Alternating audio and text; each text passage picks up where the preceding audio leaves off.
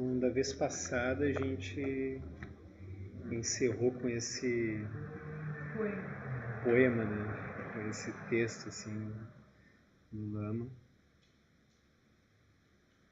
que é um trecho de um texto maior que ele chama de Indo ao Ponto Último, ou Buscando o Ponto Último.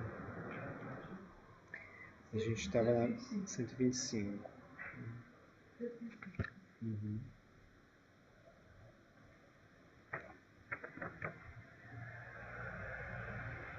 A gente pode começar com ele de novo, como uma lembrança, assim. Esse aqui é um texto assim que a gente pode usar como roteiro de prática, se a gente quiser, né? Ele é muito profundo e ao mesmo tempo ele é uma indicação de prática mesmo. Tanto que ele está o tempo todo falando, né? Apenas veja. Né? Veja. Final de cada estrofe tem isso, assim. Veja, contemple isso. Não perca o espetáculo. Então, são sempre instruções para a gente olhar, assim. Isso é maravilhoso. Mas ao mesmo tempo, esse texto, essa contemplação, ela faz sentido se a gente mais ou menos passou pelo roteiro dos 21 itens, assim. Se a gente chegou até o quinto, né, que seria o Prajnaparamita. É claro que os roteiros de prática dentro do budismo, de modo geral, eles não são fixos, né? Eles não são lineares. Não tem uma linearidade, assim, faz isso, aí cumpre completamente esse ponto, aí você passa para o próximo. É tudo meio circular, assim. Então, se a gente começar, tanto que mesmo esse livro, né? Esse livro ele está publicado. A pessoa pode nunca ter praticado e ela vai lá, compra o livro, ela pode abrir nessa página e em algum sentido aquilo vai fazendo. Ela pode não entender nada, ou pode achar estranho, achar uma viagem, alguma coisa assim, uma criação poética. Ela pode achar várias coisas, né? Mas aí com o tempo aquilo algum sentido faz. É como uma poesia mesmo, né? Uma poesia, uma arte, assim. Aquilo nem sempre a gente entende bem, assim, né? E os artistas, de modo geral, nem querem que a gente entenda, né? Aquilo a gente olha e não é para entender, é para fruir, é para vivenciar aquilo, é para de algum modo aquilo a gente experienciar. Né? Então isso aqui é a mesma coisa, né? Ele tem uma construção assim que a gente olha e uma linguagem pode ser só poética, né? A gente pode querer analisar métrica, essas coisas, aí a gente entra num outro campo, né? Mas a gente experiencia e olha cada frase como um item de contemplação, aquilo é muito melhor, né? Muito mais profundo. Não sei se alguém pode acender aquelas luzes, né? Eu acho que é. Será que é ali? É. E a outra também. Melhor, né? Deixa eu ver o altar também. A gente consegue olhar melhor ali nos 20 minutos. Então começa com motivação. Isso é sempre muito importante. Né? Se em algum momento a gente está, por exemplo, isso aqui fez sentido para nós, né? A gente olhou, fez algum sentido. A gente começou por aí. Nossa porta de entrada foi olhar isso aqui. Olha, alguma coisa. Né? O Lama ele conta que quando ele pegou o Prajnaparamita, aquilo ele não entendia nada. Assim, né? Claro que ele já tinha algum caminho, né? Mas ele viu aquilo e ele disse, aqui é uma coisa que eu não entendo. E aquilo justamente estimulou ele a buscar, né? Justamente por ele não entender. Aí pode ser que seja a nossa porta de entrada também. A gente pode ser meio teimoso, assim, né? Tipo eu, assim, eu olho, não entendi, mas eu vou, assim. Alguma coisa eu vou tirar daí, né? Aí a pessoa olha aquilo. Aí aquilo começa a brilhar o olho, a pessoa começa a contemplar. Ela lê algumas vezes, né? Mas pode ser que em algum momento trave a nossa prática, né? Aí se a gente já teve contato com o roteiro de 21 itens, a gente vai entender que talvez falte a gente estabilizar a motivação. A gente, de algum modo, contemplar a motivação e aquilo fazer sentido para nós. Então, a motivação, ela está ligada a esse aspecto, assim, de a gente nascer no lótus, né? mas sendo Lotus de uma forma ampla, não só de uma forma limitada, assim. Mas na Sendo Lotus a gente olha para a realidade à nossa volta e percebe que os seres estão presos, que nós estamos presos. E a gente entende mais ou menos, mas a gente é arrastado. Então a gente pensa, não, eu preciso estabilizar a mente, focar, porque de outro modo, se eu for simplesmente pela sabedoria comum, eu vou ser arrastado e aquilo vai continuar, não sei por quantas vidas ainda. Então de algum modo eu tenho que estabilizar aquilo. Aí a gente volta, não, a gente se perdeu. É muito fácil a gente pegar os ensinamentos e se perder no conteúdo, assim. Seria assim, eu começo a analisar se aquilo faz sentido com uma escola filosófica tal, e aí eu começo a debater.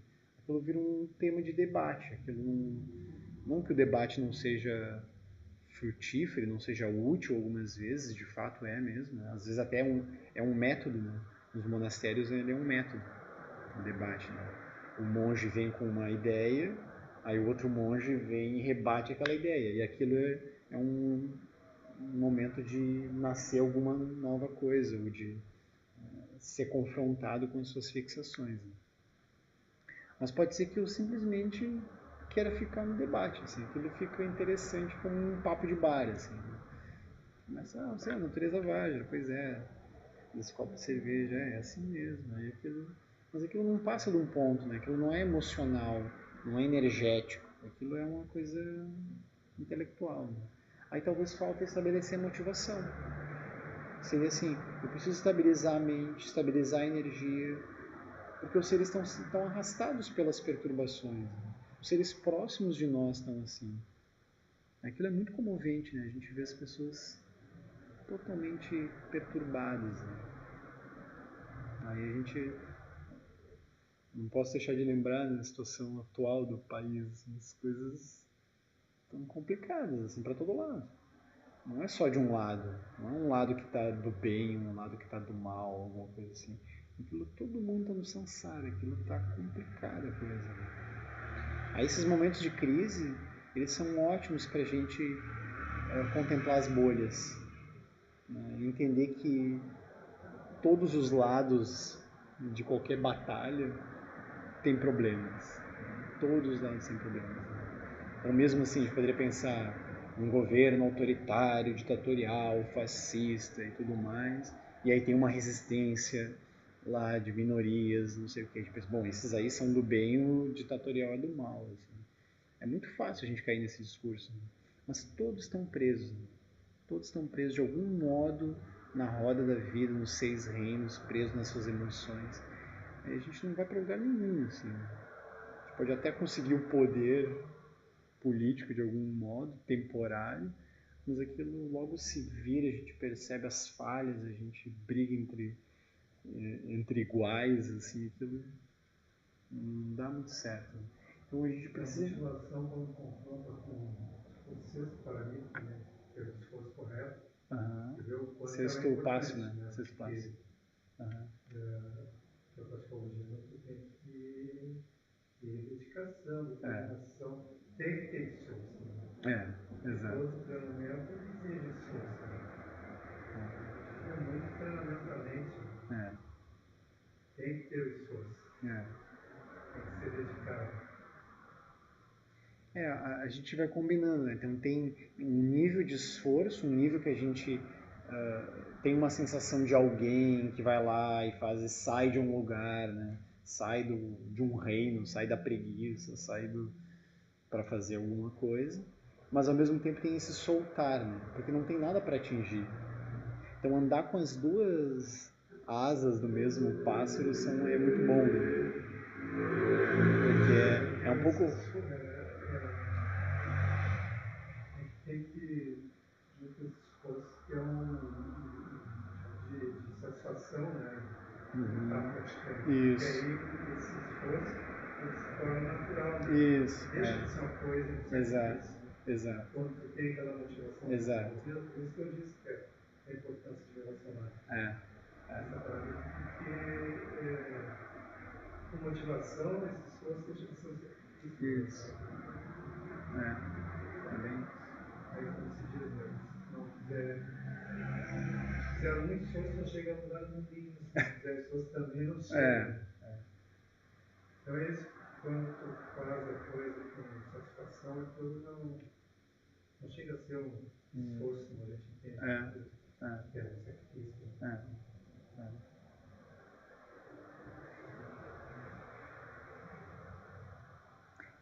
E essa satisfação, ela pode ser de dois tipos, assim. Ela pode ser uma satisfação condicionada, que é do tipo assim, eu tenho o sabor da prática, né? Eu tô lá meditando, eu entendo, aquilo flui, a energia está estável. É quase como, sei lá, ter um filho, assim, né? Um exemplo muito bom, assim. Filho pequeno, assim, um esforço, porque algumas vezes eu queria só ficar dormindo, mas eu tenho que ficar cuidando do filho, né? Pode surgir isso, né? Mas lá pelas tantas, o filho é tão agradável brincar com ele, assim, ele sorri, ele brinca, aquilo, a gente entra num mundo, aquilo, daí tem uma satisfação. Essa seria uma satisfação condicionada, que ela é útil, né? Ela é super útil. Mas eu acrescentaria, assim, um outro nível de satisfação, que é o entendimento da natureza não dual, ou não construída da realidade.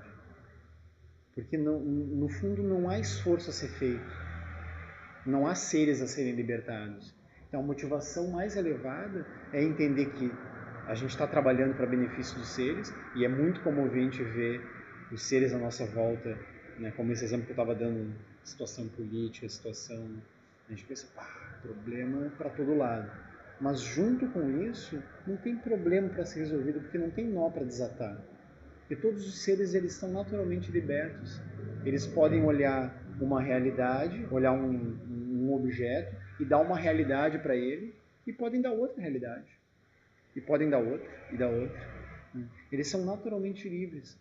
Eles estão olhando a realidade daquele modo justamente porque eles são livres, não porque eles são presos. Aí parece até contraditório, né? A gente está vendo a fixação e a prisão dos seres, mas eles naturalmente eles são livres. Aí é o que o Sutra do Diamante vai dizer. O Sutra do Diamante, no qual está contido as paramitas e a própria Prajna Paramita, a perfeição da sabedoria. Né? Ele vai dizer assim, não há seres a serem libertados. Aí Subhuti pergunta pro Buda, né? o que seres humanos bons e piedosos deveriam fazer para praticar atingir a mais perfeita sabedoria, né? Aí o Buda diz, eles deveriam manter na sua mente um único pensamento. Quando eu atingir a mais perfeita sabedoria, eu libertarei todos os seres do samsara. Aí isso seria motivação, né? Quando eu atingir essa perfeita sabedoria, eu libertarei todos os seres do samsara. Aí na frase seguinte, o Buda fala, se esse voto é sincero, no sentido de que ele é verdadeiro, de que ele é real, ele vai perceber que os seres já estão libertos. Então parece contraditório, né? Eu vou praticar para trazer benefício aos seres, mas se eu olho de verdade, eu vejo que os seres já estão libertos. Os seres, tanto que já aconteceram muitas atrocidades na humanidade. E aconteceram muitas coisas boas na humanidade também. Aquilo tem uma oscilação constante. Né? A gente pode pensar que está num momento de crise, mas essas crises já foram muito piores. Né? A gente pode imaginar que no planeta Terra já teve a Era do Gelo. Uma coisa assim, impensável. Né? Aí tem se falado isso, assim, que pode ser que a gente esteja se aproximando de um pequeno resfriamento do Sol, assim, uma diminuição da atividade solar, e aí isso vai dar uma mini Era do Gelo, assim, coisa do planeta. Não sei em quanto tempo. Uma coisa terrível, né? Mas aquilo está o tempo todo, né? Mesmo os dinossauros, né? Parece que eles dominavam a Terra, né? Se vivesse um humano naquela época, estudasse e dizer, bom, aquilo não tem, né? Não tem ninguém que combata esse ser aqui, né? Aí aquilo desapareceu. O que aconteceu, né? Coisa assim, né? Então, do mesmo modo, está o tempo todo. Né? Os imperadores, os grandes faraós, as pirâmides foram erguidas, aquilo parecia tudo real, denso. Né? Tem muitas crises no meio daquilo, o tempo todo. Mas toda essa oscilação, ela justamente é uma prova da liberdade da mente. Uma prova cabal, assim. Estudar história é bom, né, para isso. Né? quem estuda história, interesse por história, pega a história, lê os livros, assim, vai ver a liberdade da mente. Né? Tudo é vazio e luminoso. Né? O tempo todo. Então, a motivação mais elevada é entender esses dois aspectos. Entender que sim, que tem um esforço, que ele é necessário, que a gente precisa se mover. Né? O próprio Chagdu Rinpoche, ele fala, o maior obstáculo para o caminho espiritual é a preguiça. Eu volto e meio me deparo com isso, assim, quero ou não quero fazer essa prática? Aquilo dá um entortado, assim. Eu tento separar, assim, quando é esforço, quando não é esforço.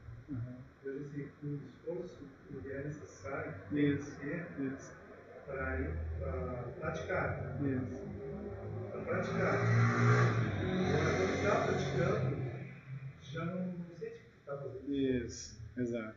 Mesmo que vá para um retiro, que tem, por exemplo, muito tempo na minha posição meditando, né, que o corpo sente, mesmo isso, chega um momento assim que tu já, até no início, um pouco de sacrifício, ficava muito tempo naquela posição, mas daqui a pouco já nem isso mais. Agora, sacrifício é tudo. Dedicar uma certa hora do dia para a prática, e procurar levar isso do dia a dia, ficar atento, né? E não deixar a coisa correr de qualquer jeito, né? Ficar atento para ver se tu está te comportando com comunidade, com vários, que é aí que eu acho que tem que fazer isso. Para posicionar a mente. Porque atualmente te leva, né? Pratica aquilo se ali na rua, parece que nem praticou, né? Porque a gente se distrai, a gente se acomoda, né, no automatismo, nos padrões de hábito. Acomoda, né? Eu ouvi uma palavra que eu gostei muito desse esforço, que é a familiarização. Se a gente conseguir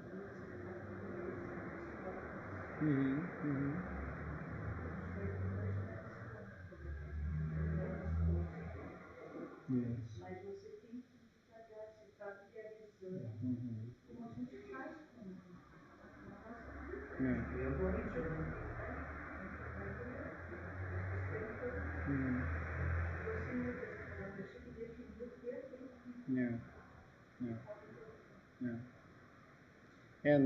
Nesse texto que tem Iluminação da Sabedoria Primordial, que tem na Sadhana, ele fala da familiarização, né?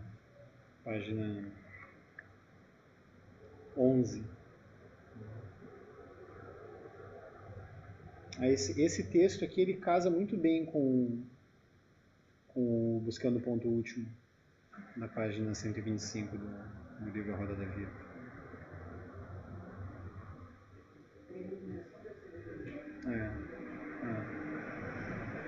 Aí ele fala o profundo estágio da perfeição envolve direcionar a lança de sua energia e lucidez combinadas exclusivamente ao rum vermelho em seu coração.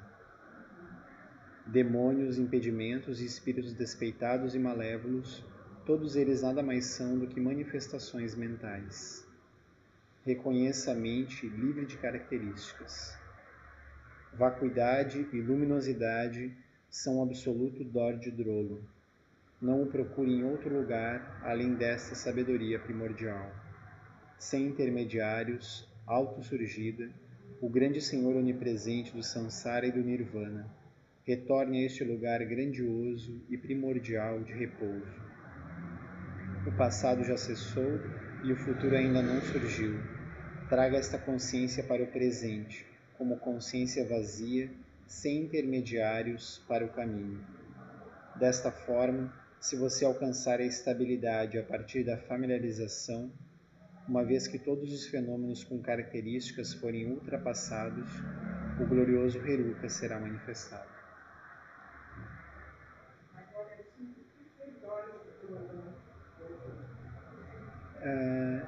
É essa manifestação da vacuidade e da luminosidade. É uma deidade, né? Um nome de uma deidade do Aldidromo. E é uma das... também, de uma série de manifestações do Guru Rinpoche, da mente do Guru Rinpoche. É uma delas. Né? Ontem o Lama fez isso. Ao Lorde Drolo? Ela tá embaixo, lá no templo, ela tá desse lado aqui, embaixo do lado esquerdo. Ele tá, acho que ele é vermelho, ele tá pintado em vermelho. Mas isso é uma representação iconográfica, né? Na verdade, ele é essa inteligência que entende vacuidade e luminosidade. Essa dupla realidade. O tempo todo no budismo vai ter isso, assim, né? A dupla realidade. Se a gente compreende a dupla realidade de todos os fenômenos, se a gente entende e adentra nessa realidade, se diz que isso é a mente do Buda. Se a gente estabiliza isso, a gente não precisa de mais nada. É como se não tivesse nada além disso.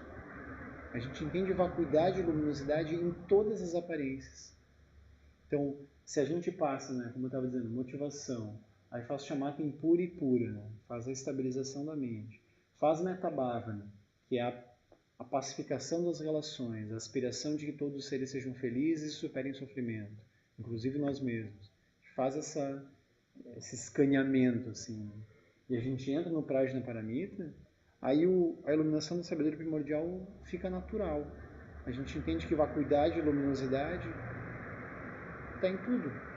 Não tem nada que escape. Né? Então, assim, pode fazer o teste, né? Será que isso é vazio mesmo? Aí a gente descobre que é vazio. Né? A gente pode fazer essa experiência. Inclusive, a prática é isso mesmo, fazer a experiência. Não dizer, tudo é vacuidade e luminosidade, e aí segue fazendo todas as coisas iguais. Não, a gente faz a experiência. Isso é vazio ou não é? Aí se é vazio, mas como é que surge?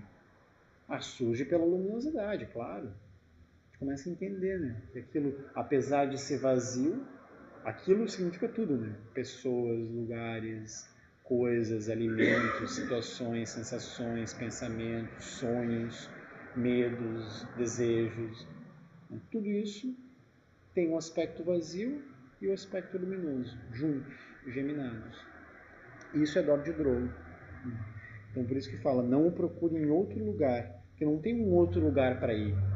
Não tem assim, depois que eu fizer tal coisa, eu vou entender Dorje Drolo, eu vou estabilizar a mente. Não, eu posso simplesmente olhar. Posso agora olhar e ver. Isso eu acho super aliviante, assim. Né? É como se não precisa fazer um super retiro longuíssimo para então ver Dorje Drolo. Ele vai aparecer num cavalo, alguma coisa assim. Montado num tigre com peles humanas, alguma coisa. Não, ele vai... A gente olha agora. Ele está operando nesse instante, porque pelo poder da vacuidade e da luminosidade, as aparências surgem. Se elas não fossem vazias e luminosas, elas não iriam surgir. Elas precisam ter essas duas realidades, né, nesse momento. É por isso que fala, sem intermediários autossurgida, o grande Senhor onipresente do Sansara e do Nirvana. Ou seja, ele está presente tanto no Sansara, que é a confusão, que são as fixações, quanto no Nirvana, que é a libertação dessas fixações. Então ele está para além da própria libertação. Não é assim, então agora eu vou me libertar de tudo, agora eu vou ficar estável, uma cara meio assim, contemplativa. Isso é o Nirvana. Isso também é construído, isso também é vazio e luminoso. A Dorje Drolo está presente ali. O glorioso Heruka algumas vezes é o nome do Buda, é o nome que é dado ao Buda. Mas, no caso, é um Buda ativo, vamos dizer assim. Não que o Buda não seja ativo, né? Mas é um aspecto ativo do Buda. É um aspecto assim, o Buda no mundo. O Buda manifesto no mundo. O estado desperto, a gente poderia dizer assim, o glorioso Heruka é o estado desperto.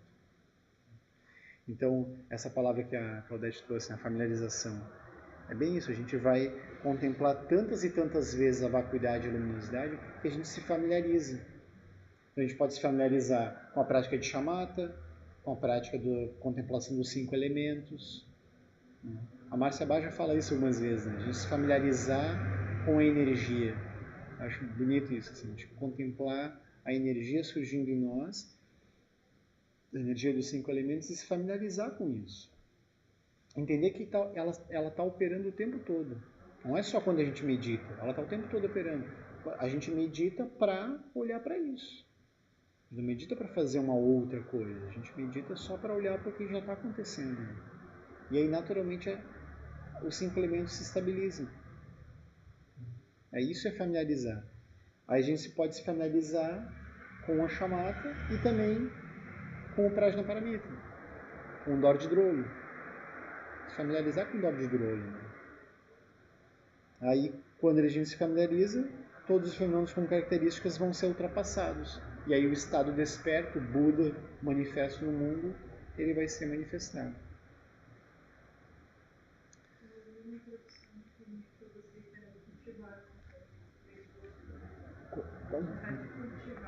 O correto cultivar.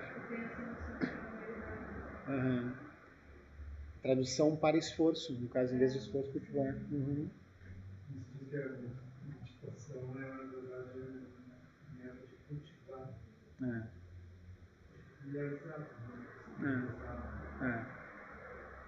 A gente se familiariza com a própria mente. Né? Isso é super aliviante também, porque a gente pensa que não tem algo que eu vou produzir que eu já não tenho. Eu me familiarizo com aquilo, né? Eu entendo como aquilo está operando. Então, hoje a minha mente ela pode estar indo para uma direção, né? Amanhã ela está indo para outra direção. Na hora seguinte, no minuto seguinte, na meia hora seguinte, a gente está o tempo todo. A gente se familiariza com esse movimento. A meditação é isso, a gente familiariza com o movimento da mente.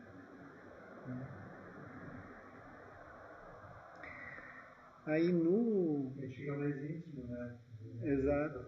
A meditação faz com que a gente entre para dentro de si mesmo, profundo, se familiariza com coisas que não está familiarizado porque estão muito distantes do interior, porque não tem o hábito da meditação. O Buda usava a expressão, ele dizia assim, acho que era a tradução para o português foi essa, né? Internalização, ou interiorização, agora não lembro bem. Que existem práticas que são externalizantes, né? Que a gente falam do mundo como se ele estivesse externo, e práticas que são internalizantes, ou interiorizantes, né? Que olham esse mundo interno. Mas se a gente olha de forma verdadeira e profunda o mundo interno, a gente vê que ele é inseparável do externo. Ele é inseparável. Ele não é assim, agora o interno, eu fico aqui recolhido, nem olho para o mundo e fico... Se eu entrar em contato com o mundo, eu tenho problemas, então eu vou ficar aqui. Não, se a gente olha de fato para isso, a gente vê que não tem separação. No fundo, não tem mundo externo. É um pouco assustador, não tem muitas coisas. Estou vendo as pessoas, estou vendo as coisas, né? É por isso que é super desafiador, né? É um desafio. É um desafio a gente praticar, a gente olhar para isso diversas vezes e entender. Aí esse convite que o Lama faz, assim, abra os olhos devagar e veja a realidade Vajra. Vajra seria a união, mesma coisa que Dordidrolo, né? A união de vacuidade e luminosidade. A realidade Vajra inteira diante de você. Respire devagar, sem esforço. Nada a ser sustentado, nada a ser criado ou visto. Naturalmente presente, apenas veja, suavemente. Quando se perder, é na realidade Vajra que estará. Não há 2 lugares, apenas esse. Sem esforço, mandala natural, veja. Então, igual o Dordidrolo, não há um outro lugar para a gente ir. Não há 2 lugares, apenas esse. Quando a gente acha que está perdido, na verdade a gente está na realidade Vajra. Porque a gente construiu uma outra realidade com o potencial vazio luminoso da mente. Corpo, energia, mente, paisagem, mandala, céu. Né? Do aspecto grosseiro ao mais secreto, ao mais amplo. Natureza Vajra tudo abarca. sem esforço, sem tempo. Não é necessário obter algo, nem fixar-se. Veja. O deslocar-se causal por dentro da presença Vajra torna existente o que é apenas Vajra. Contemple isso. Então é como se até a estrofe anterior ele estivesse falando de um aspecto assim, de estar parado em meditação, olhando para isso. Mas aí a gente vai se levantar e vai fazer coisas.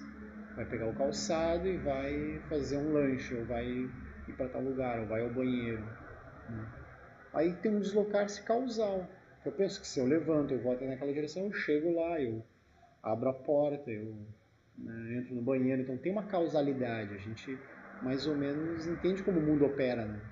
Só que esse deslocar-se causal, ele só está tornando existente o que é Vajra. Porque não tem a coisa lá em si, nos esperando de uma forma absoluta para a gente entrar em contato e agir. A gente está construindo ao mesmo tempo que faz a coisa.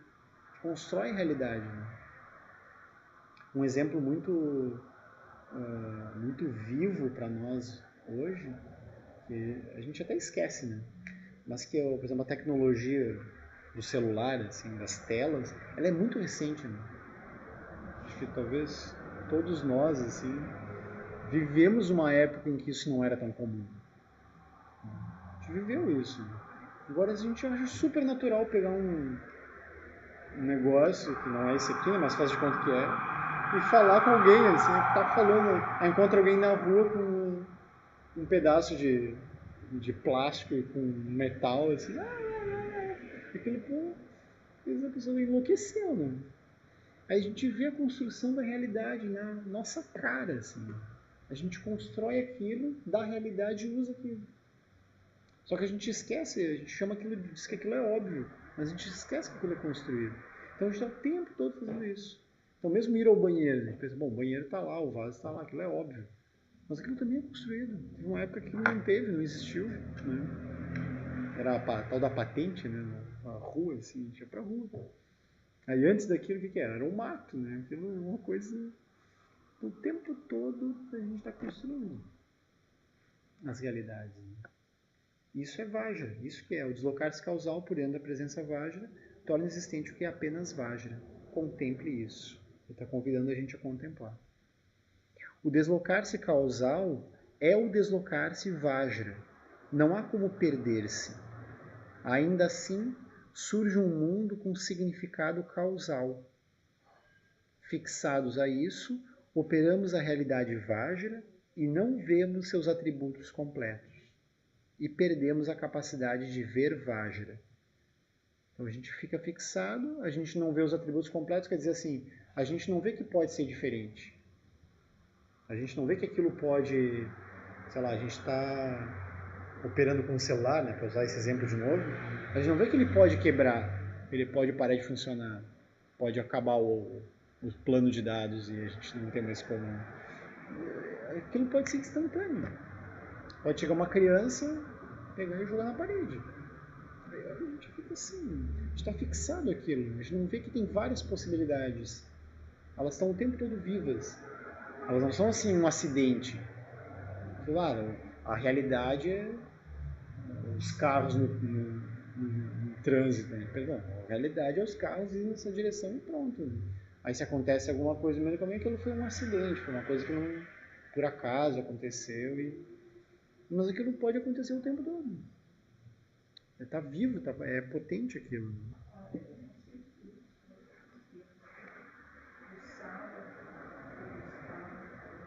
Uhum.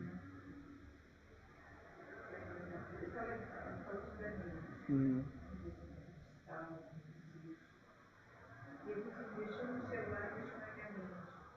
Uhum.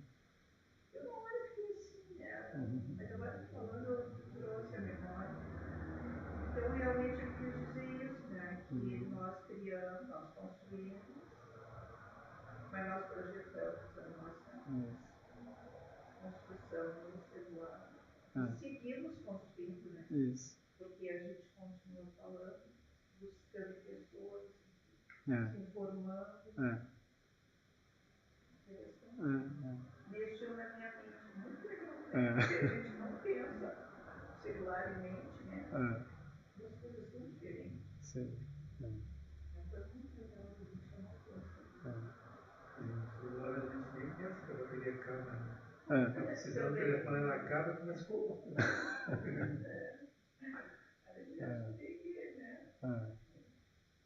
E é o tempo todo isso.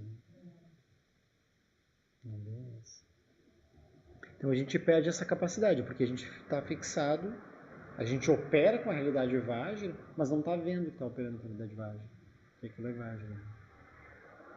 Nenhum, nem outro. Nem entre ou meio.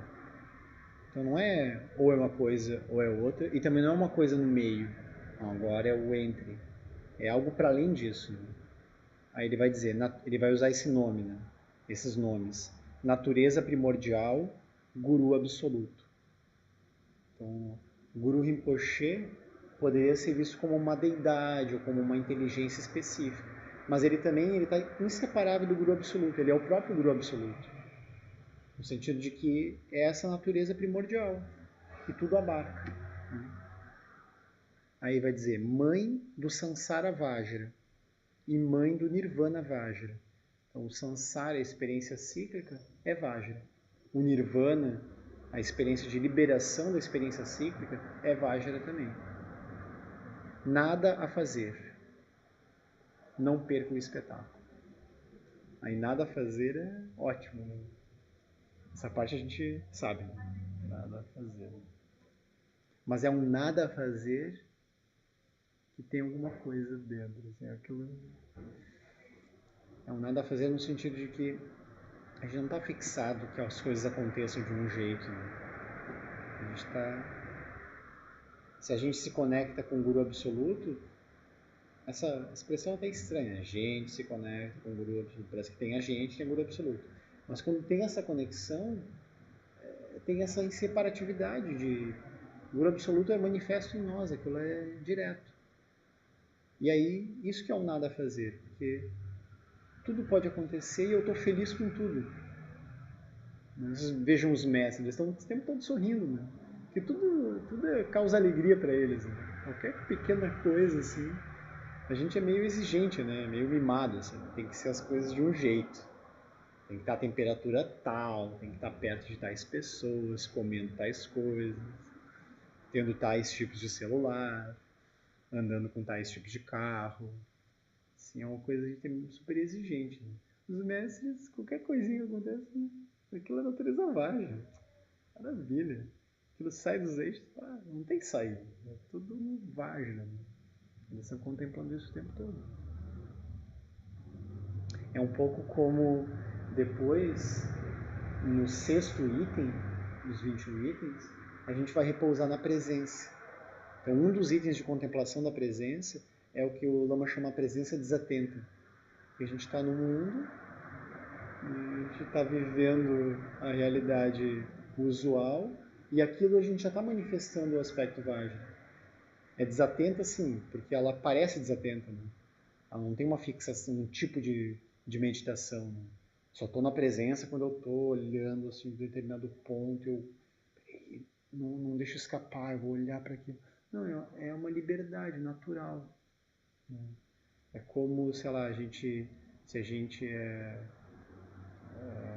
filho de alguém, especialmente se a gente mora com essa pessoa, né? Se a gente não mora, ainda dá para pensar, né? Mas é um pouco mais distante. Mas se a gente mora com essa pessoa, é filho dessa pessoa, a gente não precisa nem fazer um esforço para saber que a gente é filho. Não, isso aí é minha mãe, isso aí é meu pai, aquilo é natural, assim. Um namorado, a gente olha e não fica pensando, estou construindo essa realidade. Não, aquilo é óbvio que é, né? Tanto que a gente olha e já está com essa... E do mesmo modo isso, aspecto Vajra, os mestres estão vendo assim tudo como sua mãe e seu pai. Assim. Não há uma intenção.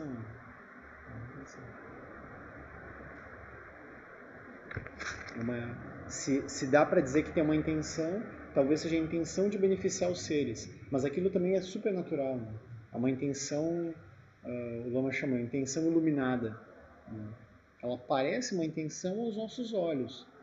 É como olhar, por exemplo, o esforço do lama, né?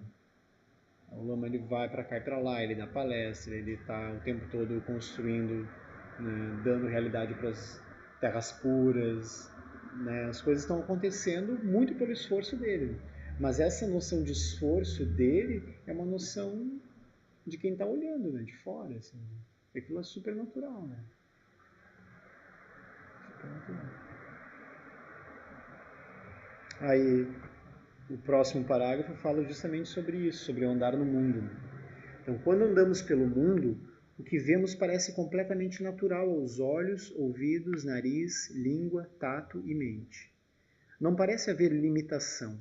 Sentimos-nos dentro de um mundo completo, perfeitamente coerente. Mas as alternativas de ação dentro desse mundo são apenas as que pertencem ao nosso universo cognitivo limitado.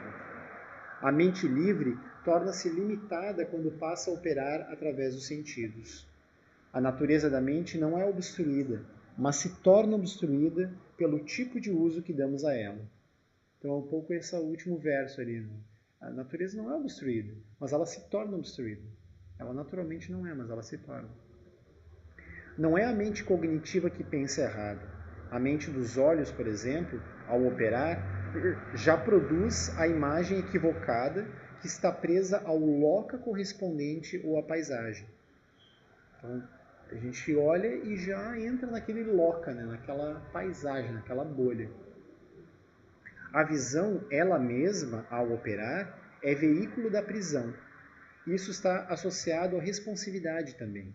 A visão surge e a responsividade aparece. Na sequência, a causalidade fecha a prisão por nos manter ocupados em imaginar ações causais ligadas ao karma e ao loka. A gente olha e a gente já entra naquilo, direto. Nesse ponto surge outro tipo de argumentação no Prajnaparamita. Cheresig diz, portanto, Shariputra, na vacuidade não há olhos, ouvidos, nariz, língua, tato e mente. A vacuidade não tem uma estrutura básica. Não há seres humanos, não há órgãos. Não há objetos correspondentes a olhos, ouvidos, nariz, língua, tato e mente condicionada. Não existem mentes associadas a olhos, ouvidos, nariz, língua, corpo e mente.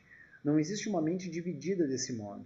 Não há sofrimento, nem causa do sofrimento, nem cessação do sofrimento, nem liberação, nem não liberação, nem sabedoria, nem não sabedoria. Não há ignorância, nem extinção da ignorância, nem todos os demais elos da originação interdependente. A vacuidade é anterior a tudo. Cheresig olha todas as classes de existência e diz, nada disso existe dentro da vacuidade. Então isso é interessante, né? Porque ele vai desconstruir, ou ele vai olhar para além do próprio budismo, da própria estrutura que foi construída, que é um pouco o que eu estava falando sobre a motivação. Né? A gente olha o sofrimento dos seres, a gente olha que os seres precisam ser libertados, a gente vê a primeira nobre verdade, né? A segunda nobre verdade, a gente vê que aquilo está operando, que a realidade é essa. Só que na visão da vacuidade, no Prajnaparamita, não há isso. É difícil. Entendeu? Porque o bloco de cima diz que daqui a pouco ele diz que tem forma.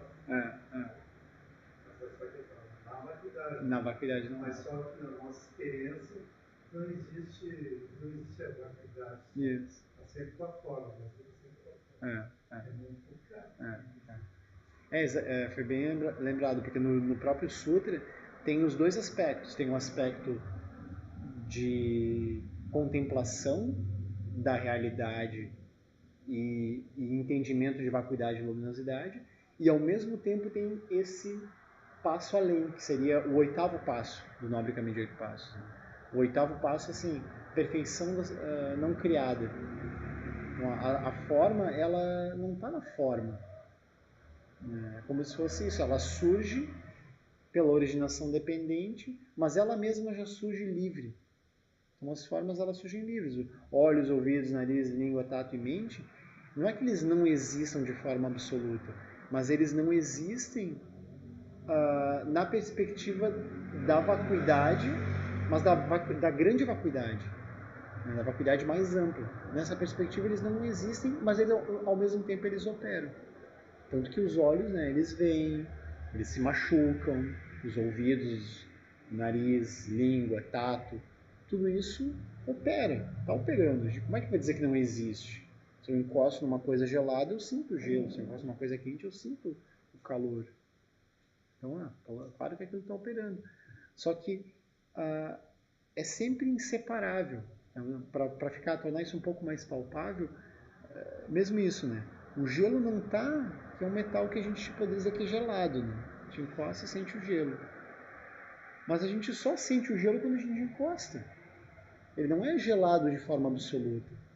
Pode ser que um outro tipo de pele, um outro tipo de organismo encoste e não sinta gelo, sinta calor, ou sinta outra coisa, ou a gente não sabe, né? Sinta um arrepio, assim, não tem uma sensação tátil. Eu vi uma experiência próxima, assim, que me chamou atenção para isso, assim. Teve um tempo que eu trabalhei dando aula de teatro para pessoas com deficiência intelectual, na APABB, que é tipo uma APAI do Banco do Brasil. Assim. Então, foi criada para funcionários do Banco do Brasil, mas aí foi aberto para a comunidade em geral. E aí tinha um aluno que ele tinha algum grau de autismo, assim, não lembro bem. E ele era bem grande, assim. E ele tinha uma prática, assim, que a mãe dele estava acostumada já, assim.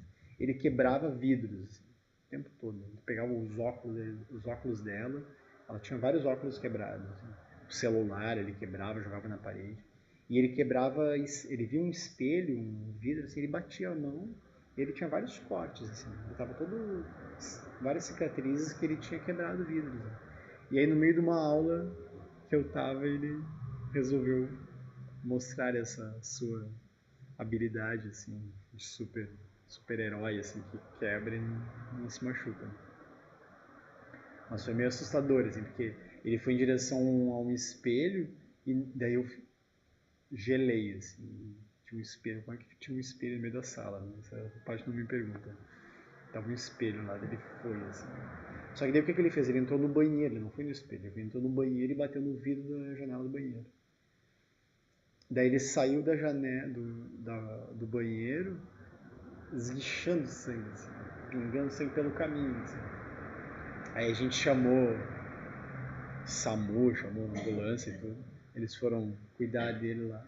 Ele não soltou uma lágrima, não deu um grito, não fez nada. Ele tava assim, igual, com a cara igual, assim, e com o braço, e eles fazendo assim, com a cara igual. E daí eu perguntei pra ele, tá doendo? Ele, doendo?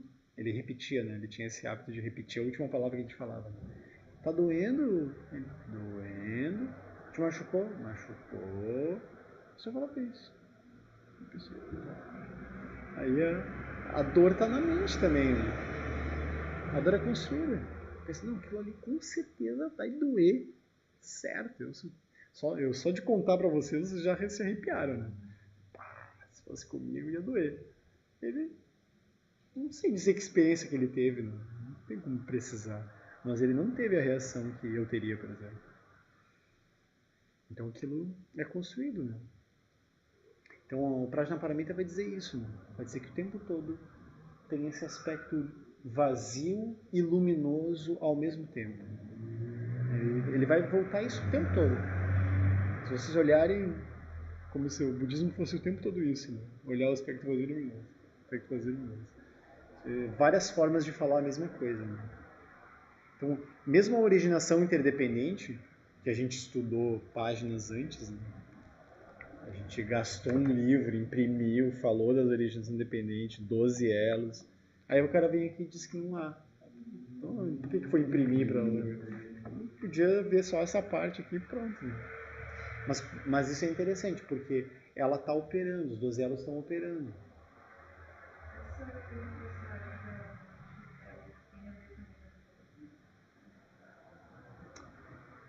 A luminosidade da mente,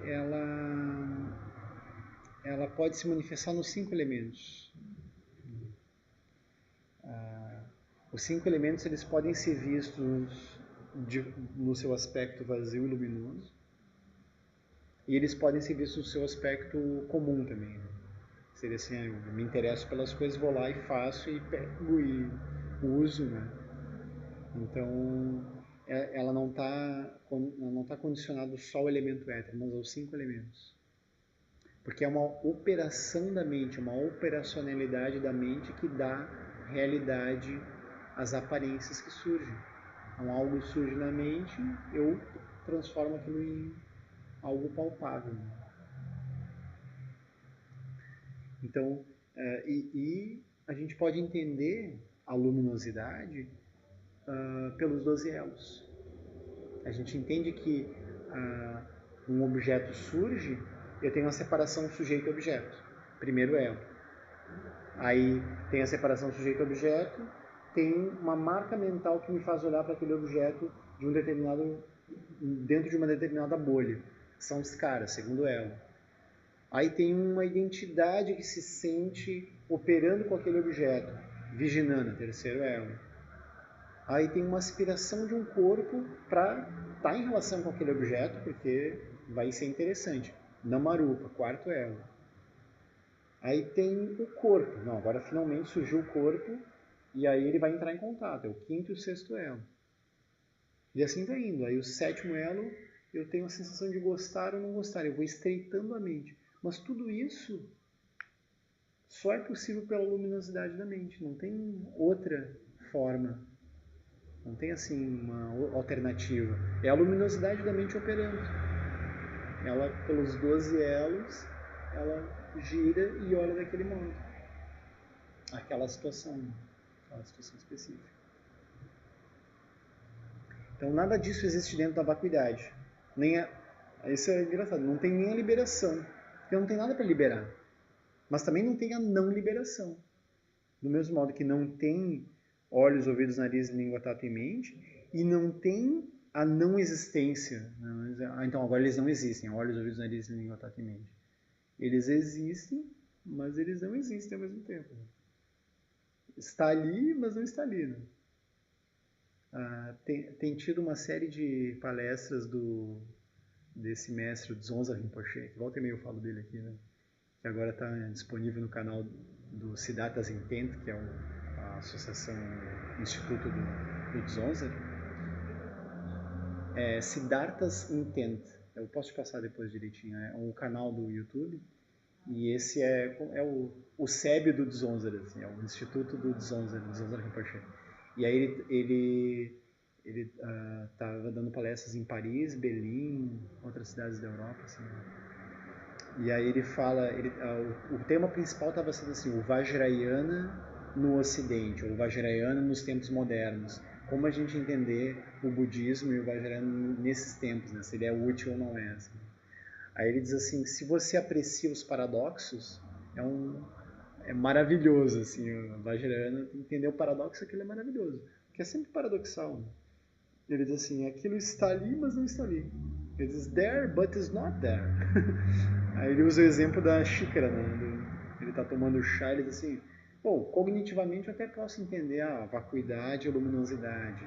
Então a gente entende que aquilo é construído, que a xícara é construída, que o copo é construído. Mas emocionalmente é complicado, assim, porque a gente se relaciona emocionalmente. É como o exemplo do celular, da mente. Né? Eu olho para o celular e eu tenho uma relação emocional com aquilo. Né? Agora, se o celular não tiver bateria, não tiver chip, eu não tenho a mesma relação emocional, mas o aparelho é o mesmo. Ele está igualzinho, assim, só que está com a tela preta. Né? Eu posso botar uma tela falsa nele, assim, ainda assim não vou ter a mesma emoção, porque eu sei que não é verdadeira. O copo é a mesma coisa. Né? Ou todos os objetos, a mesma coisa. Tem uma relação emocional com aquilo. Né? Aí ele vai... Prajnaparamita vai o tempo todo falar isso. Né? Não há sofrimento, nem a causa do sofrimento, nem a cessação do sofrimento. Nem a liberação, nem a não liberação, nem a sabedoria, nem a não sabedoria. Não há ignorância, né, o primeiro elo, nem a extinção da ignorância. E nem todos os demais elos da originação interdependente. A vacuidade é anterior a tudo. Cseresig olha todas as classes de existência e diz: nada disso existe dentro da vacuidade. Esse é um ponto de grande importância. Os cientistas, por exemplo, acreditam que o mundo é constituído tendo por base leis fundamentais. Na perspectiva budista, tudo surge da vacuidade e luminosidade, e a liberdade original está incessantemente preservada. Não há leis causais fundamentais. Na base de tudo está a liberdade original e incessante, além de espaço e tempo, além de vida e morte. Nesse sentido, a posição budista entende muito bem todas as trocas de paradigmas e o abandono de antigas visões e teorias por novas abordagens, como observamos na ciência. Os cientistas, por outro lado, buscam sempre uma formulação básica original, de onde todas as manifestações surgem. Albert Einstein chegou a afirmar que a existência dessa forma original é uma fé que não pode faltar ao cientista. Em vista disso, Sua Santidade o Dalai Lama diz que os cientistas são crentes e os budistas são céticos. Então isso é uma forma de olhar a ciência, né? Também podem ter outras. Mas de modo geral é um pouco isso, né? O próprio Albert Einstein, que é considerado, né, um grande cientista, assim, né, uma referência dentro da ciência, ele vai dizer assim, eu posso até não entender o universo, mas tem alguma coisa lá. Tem uma coisa final, né? O próprio Stephen Hawking, né? Ontem o Lama falou sobre essa pergunta, né? Stephen Hawking que morreu recentemente, né? Ele tinha essa noção de que existe um mistério, existem coisas que são insondáveis no universo, mas ainda se mantém, em uma boa parte da comunidade científica, a noção de que tem alguma coisa lá, de que tem o bóson de Higgs, tem alguma coisa fundamental que dá origem a tudo, né? Então o Dalai Lama vai dizer isso. Os cientistas são crentes porque eles acreditam que tem algo lá, que em algum momento eu vou explicar. Pode ser que ele seja daqui a milhões de anos, mas aquilo vai ser explicado. E os budistas são céticos no sentido de que não acreditam que tem uma realidade lá. A gente olha para qualquer realidade e vê o aspecto vazio e luminoso na hora. Não tem uma formulação matemática a posterior. A gente olha e vê. A nossa prática é essa, né? É super desconcertante, né? Para todos nós. A gente tem um pé na ciência, assim, né? O tempo todo, né? A gente tem esse pé, assim, uma crença de que... A própria crença de que amanhã vai existir é uma crença, né? A crença que a gente acredita que vai sair daqui e vai para casa. E que está tudo bem, assim. Eu espero, né? Não quero preocupar ninguém, assim. Mas a gente não tem garantia de nada, né? E tudo tem esse aspecto vazio e luminoso, né? O tempo todo. Então, aí repete aqui, né? A vacuidade não tem uma estrutura básica. Não há seres humanos, não há órgãos. Não há objetos correspondentes a olhos, ouvidos, nariz, língua, tato e mente condicionada.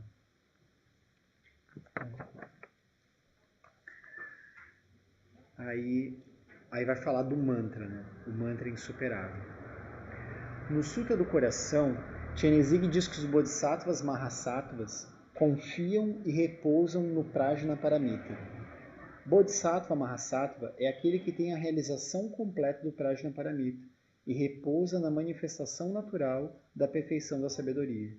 Tem a capacidade de olhar para todas as experiências e ultrapassar a prisão que elas propõem. Na perfeição da sabedoria não há nenhuma construção, nenhum referencial transitório. Não existe a dualidade de sujeito e objeto. Por isso se diz que essa sabedoria torna igual o que é desigual. Então, torna igual o que é desigual porque o desigual seria assim, tem o sujeito e o objeto. Tem o lado bom e o lado ruim, né? Tem os bons e os maus. Ou tem, enfim, a gente tem diferenças, né? Aí tornar igual o que é desigual é entender que... né, que não há nenhuma construção, nenhum referencial transitório. Não tem nada que seja final, que diga, não, isso aí... Mesmo o Buda, né? O Buda é o Buda. Acho que no Zen se fala, né? Se você encontrar o Buda, mate-o. Se você encontrar o Buda na rua, mate-o. É meio terrível, assim, né? Eu estou construindo toda essa realidade, aí eu pinto um tanka dessa qualidade, aí paga super caro pelo tanka.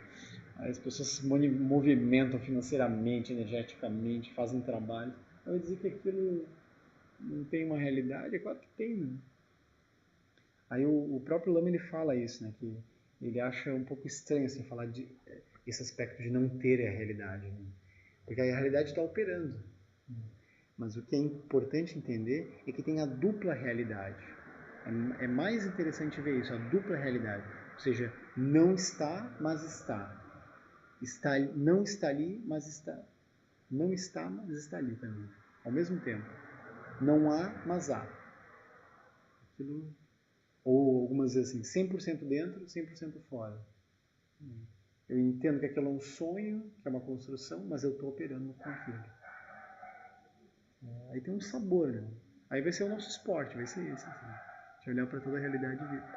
Não está, mas não está. Aí dá um sorriso, né? Não era que... Mesma coisa, olha para todas as aparências, olha para o que surge na mente, os sons que surgem, as sensações físicas, táteis, o sabor das coisas. Pode olhar para tudo. Isso é maravilhoso. Né? Aí o mantra do Prajnaparamita é o grande mantra. O mantra insuperável. O mantra que libera todo o sofrimento. Todos os Budas, por seguirem por esse mesmo caminho, atingem a liberação completa e insuperável. Por isso, recita-se o mantra. Então, o mantra é como se ele estivesse contendo toda essa sabedoria. Ele está condensando tudo isso. Então, o mantra é esse. Te ataum gate gate paragate parasam gate bodhisoha.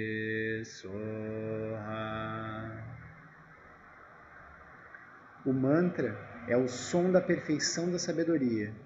Do mantra decorre a visão da perfeição da sabedoria. Da visão decorre a experiência da paisagem ou mandala da perfeição da sabedoria. Então ele é um mantra, o próprio som da perfeição, dele decorre a visão dessa perfeição e dessa visão decorre a experiência da mandala. Então se a gente está imbuído dessa visão, a mandala é natural, a mandala ocorre naturalmente. De início, não temos estabilidade na visão, ela vem em lampejos.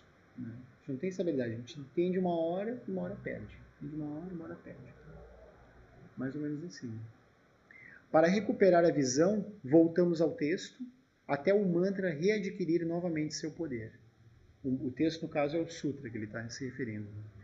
Quando isso acontece, podemos usar o mantra como veículo de lucidez para superar dificuldades arraigadas. Então, o mantra ele precisa ser imantado com esse entendimento. Isso é super importante. É claro que o som, só o som em si, né, se a gente ouve o mantra, já dá um calor no peito. Assim, né?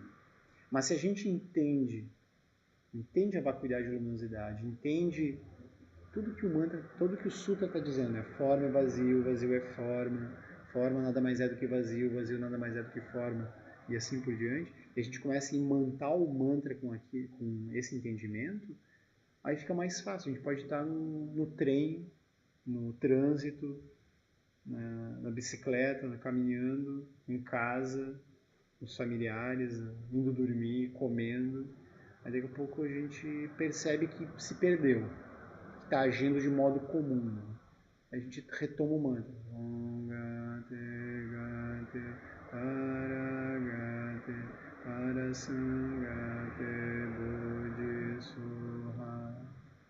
A gente olha, porque aquilo que o mantra está imantado. A gente não precisa retomar todo o raciocínio. Ah, não, mas aquilo é vazio, mas é luminoso. Aí eu desconstruo, e aí eu vejo que não ao mesmo tempo opera. Aí é 100% dentro, 100% fora. Eu não preciso de nada disso. Só trago o mantra aquilo. A gente pode fazer isso mentalmente, ou se tiver condições apropriadas no local, assim, que ninguém for olhar estranho para nós, pode fazer verbalmente também, né? Ou pode só assim lembrar, né? Olhar e ver. Mais direto, né? Aí o resumo,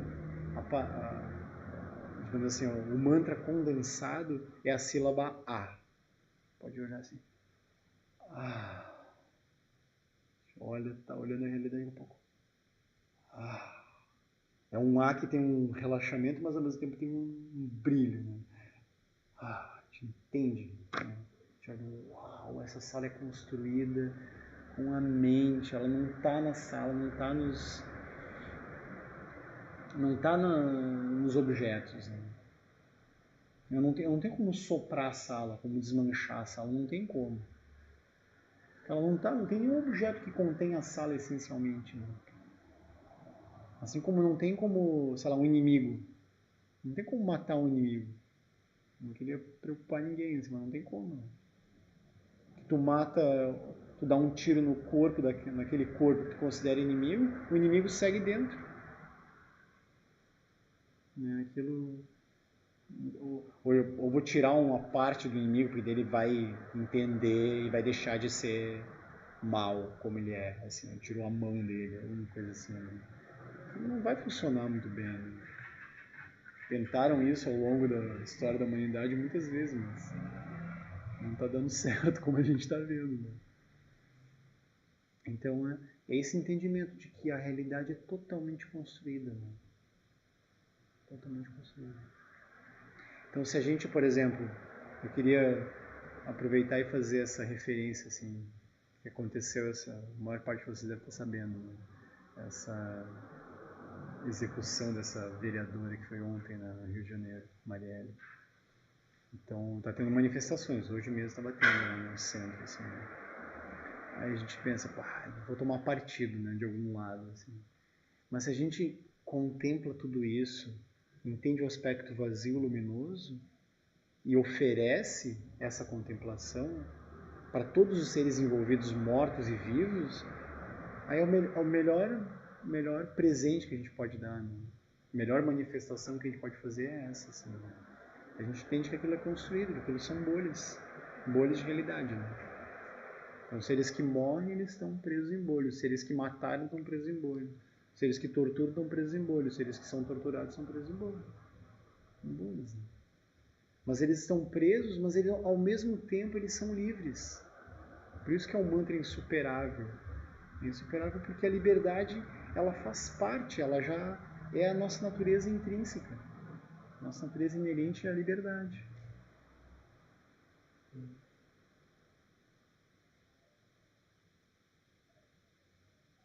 Então, minha inspiração era de dedicar essa nossa prática para esse momento. Assim.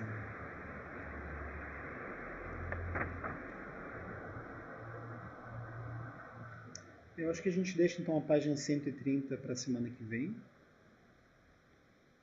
E não sei se alguém tem alguma pergunta, alguma questão. Vai ficar.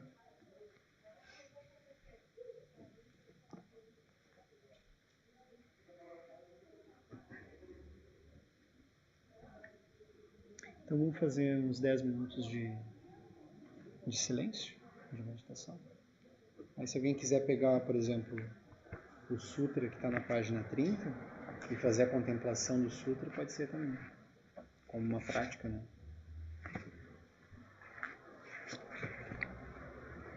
Olhar linha a linha, né? Praticando. Vai da página 30 até a página 33. Se quiser pegar direto no meio da página 31, onde fala forma é vazio, vazio é forma, pode ser também.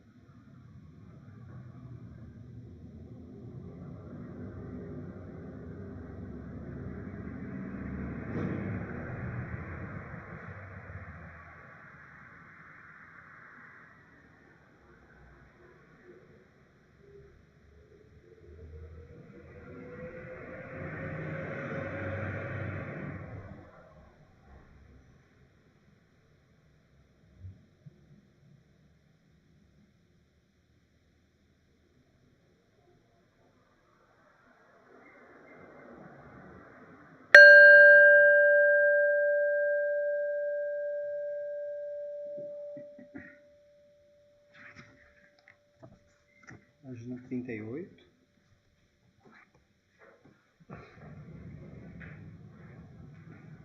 Que os méritos deste encontro se expandam e toquem a todos. Que o Mestre Universal da Paz e da Compaixão, Sua Santidade o Dalai Lama, juntamente com todos os mestres de todas as tradições que veicunam essa mensagem, tenham longa vida.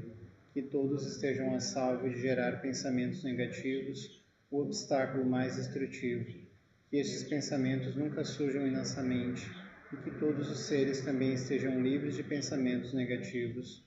Ao longo de minhas muitas vidas e até este momento, todas as virtudes que tenho alcançado, inclusive os méritos gerados por essa prática, e todas as que vier a conseguir, ofereço para o bem-estar dos seres sencientes.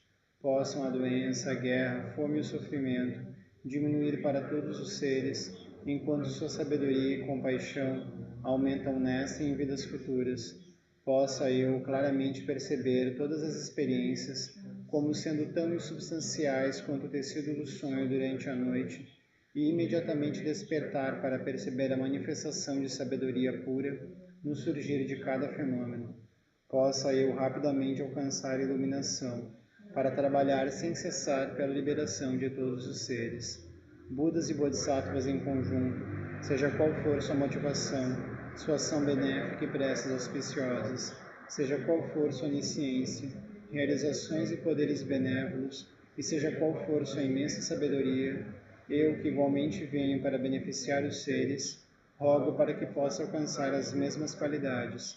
Neste exato momento, possam nem mesmo os nomes doença, fome, guerra e sofrimento ser ouvidos pelas pessoas e nações da terra, mas possam sim sua conduta moral, mérito, riqueza e prosperidade crescer, e possam a suprema bem-aventurança e bem-estar sempre surgir para elas.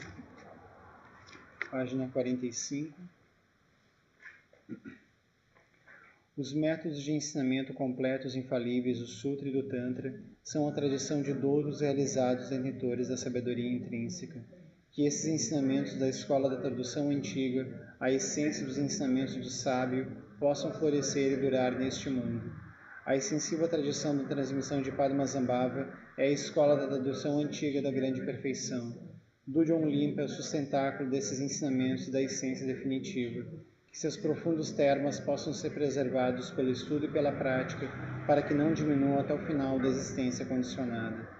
Que a extensiva tradição do grande ordem se estenda como o espaço, e o esplendor dos tesouros espirituais, que são sua atividade iluminada, brilhe pelas 10 direções. Que os sinais da virtude radiem-se até preencher os cantos longínquos da terra, e os ensinamentos durem e floresçam. Que a grande tradição do Abade Shantirakshita, do mestre Padmasambhava e do rei Trison Deutsen possa florescer e permear os 3 reinos.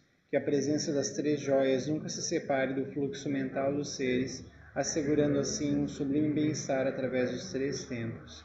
Em lob chosun ring roche zamlin sasun champarpa rojo chosun nawada midrau do sungelexo.